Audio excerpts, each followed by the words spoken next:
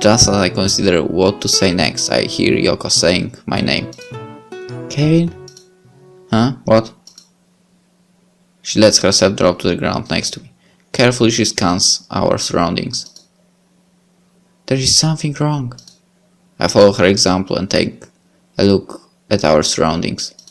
I don't see anything different, but I didn't really take any interest in it earlier either, so maybe I just wouldn't notice.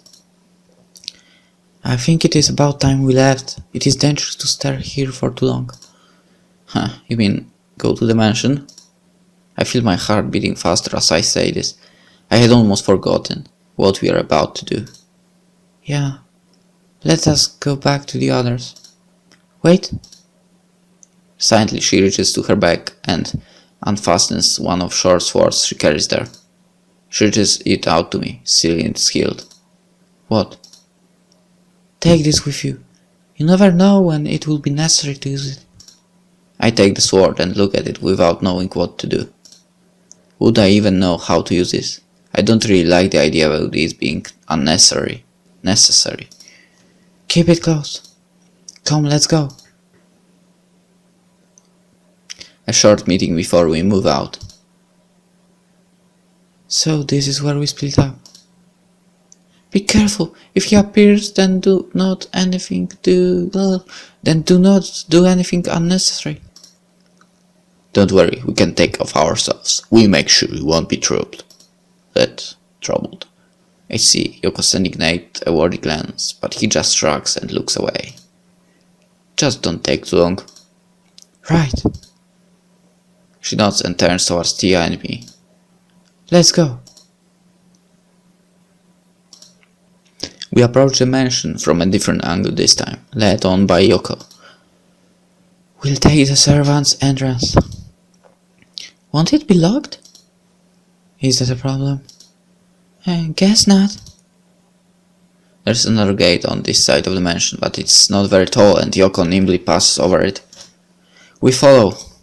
Going after Tia, my foot doesn't reach quite high enough and gets caught in the gate. As a result, I fall face down on the other side, with my arms flailing to both sides.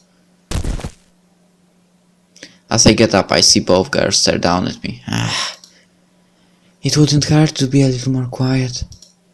Right. We arrive at the servants' entrance, another wooden door not as grand as the front door. Yoko tries the handle. The door opens with a creaking sound. Oh, it's open? Maybe they only lock at night. At least it saves us the trouble of having to break in. Yoko goes in first, taking a look around. No one's here. He did say that he didn't have many servants. I wonder where they are. I bet they'll be here soon though. Why? She points over her shoulder at a large door standing slightly ajar.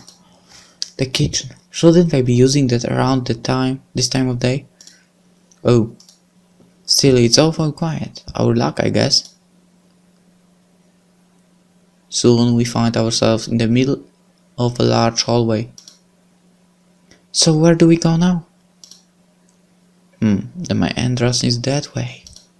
Yoko points out to our right. There is a staircase over there, probably leading to the private chambers. You just figured all of that out? I saw him through the windows on the floor last night while looking the mansion over. He was apparently reading something. You think he keeps important things here? That depends on what you are looking for. Documents of some sort would probably be upstairs, but the orb itself depends on how much of an exhibitionist he is. They both look at me. Well, I don't think he's the sort to have big secrets. He did like to have visitors after all. I don't know much about him though. I've never been inside this house. Tia sighs. That doesn't help us much. Should we split up? That would save us the trouble of searching through everything. I'm going with Yoko. Sorry, Tia. I'll go upstairs. You check the rooms down here. Right. I'll go with you. Huh? You don't want me to? Yoko wonders about this, not sure what to say. She looks a little torn on the matter. I imagine her to be the type who prefers to work alone.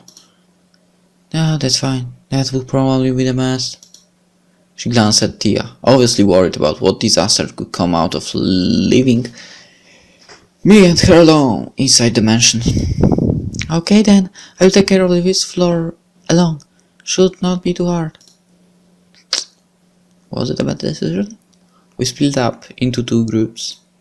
I look over my shoulder just before following Luko up to the stairs and see Tia waving at us with a big smile. I bet she's having fun with this. Having fun. On the next floor there are no lights burning. There is a big window at the stairs overlooking the forest outside. I realize that the sun is already about to set behind the trees soon. Is it that late? There are a few doors here. Yoko points at the one in front of us. We start here. It looks like no one is up here at this time, so we shouldn't have to worry too much about meeting others. We enter. This room is a study of some kind. The walls are lined with bookshelves, and there is a large desk in the middle of the room. On the desk, several documents and a few books are scattered. I walk around and look at the objects placed on tables and shelves. A lot of things have been gathered in here, but I can't see the orb anywhere. No, this is a private room. I'm surprised it wasn't locked. I recall having heard that a little while ago as well. I observe a row of books that I pass by. By the looks of the titles, it could very well be a collection of fairy tales. I'm surprised he would have something like that here. Some of them look really old and worn. I wouldn't be surprised if they were rare too. You can go on into the next room and look. Yoko lights a small oil lamp on the desk and starts shuffling through some of the files lying there. I follow her command and go into the next room. Nothing here either. Several things are locked in glass cabinets. Figurines, decorated boxes, other peculiar things from distant places. He likes to collect things. I come across a chest. I try to handle and find that it is unlocked too. Why would this be open when all the cabinets were locked? I open the lid and look inside. More books. With a disappointed sigh, I close the lid again and return to the first room. Nothing in there. Yoko jumps a little at the sound of my voice. Oh, I see. She must be very concentrated since I was able to surprise her like that. As I walk over to where she's standing, I can't help but notice her quick, almost panicky movements, as if she's trying to hide something. Yoko? Yeah? She almost barks this as she turns her head towards me. Her eyes could pierce steel the way she's looking at me now. Okay, I guess I shouldn't pry whatever just went on. Did you find something? Yoko releases me from her firm gaze and turns back towards the desk. Yeah, he has something about the orb written here. Looks like it has been in his possession for several months. He must have found it shortly after the accident. What he has written here are notes about the orb. He was trying to do some research, it seems. The notes are based on what he experiences when he uses the orb and what he has heard from others in town. She puts the paper back down and sighs. But it's nothing major, just the musings and random discoveries of a human who happened to find an orb. Nothing we can use then. No, although there were some recent notes too. Looks like he really does have it still. What? And what about what happened to me? And where is it? It says that it doesn't work anymore. The light has gone out or something. Now it is merely a pretty glass ornament. It has been like that ever since the encounter with you. So,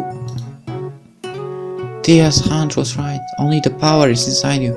The orb itself is inside dimension somewhere. That means we continue searching. Yes. I wonder where this is going. If we find the orb, then I hope they have some kind of solution up their sleeves. I wouldn't want to be a monster magnet for the rest of my life, or end up going poof because of the powers inside me. On to the next room then. Yes. Although, I do wonder why he left all of these things like this. Yoko mutters this as we are about to leave the study, but our movements are instantly halted by the sound of an unfamiliar voice behind us. And who might you be? Surprised, we both spin around and find ourselves facing a stranger standing in the doorway into the next room. When did he? I think we should be the ones asking that. Yoko's voice is sharp and a bit threatening. A slight movement of her hand, she's ready to draw her weapon in a second already. Yoko, I thought we were supposed to avoid fighting.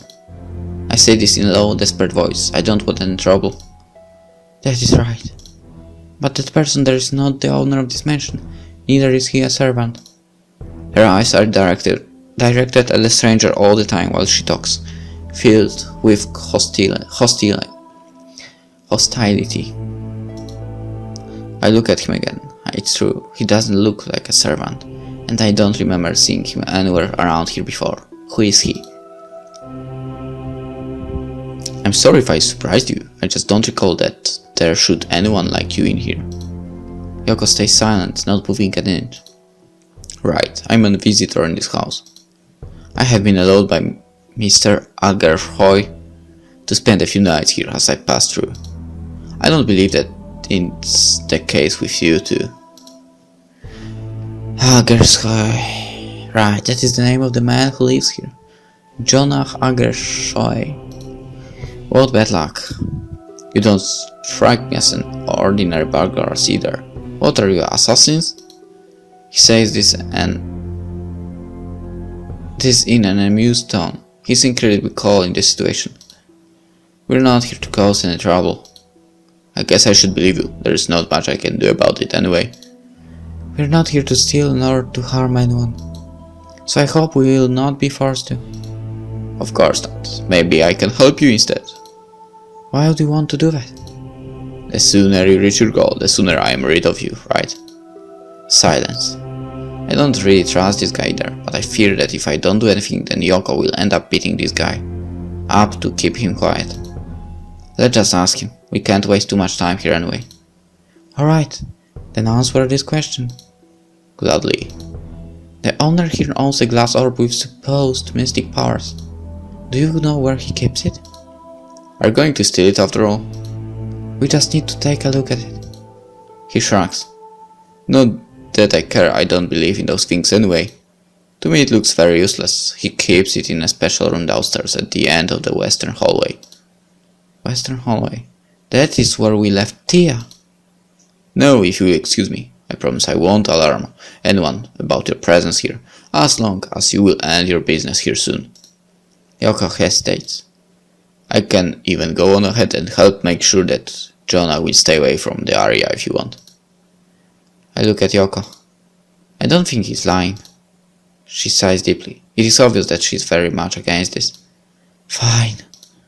She lowers her guard. The stranger smiles. It's a deal then.